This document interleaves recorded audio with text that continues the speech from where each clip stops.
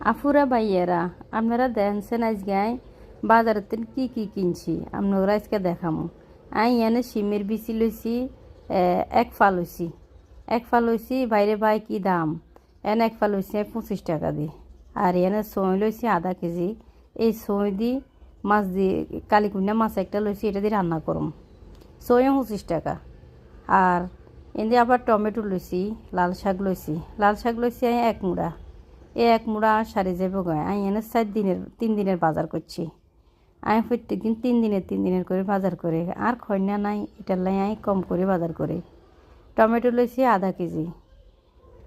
আধা কেজিও কি দাম, বাপরে বাপ! বাজারে গেলে মাথা আইলে যা। একটা মাছ লইছি, মাছিকার দাম আইছে 800 টাকা।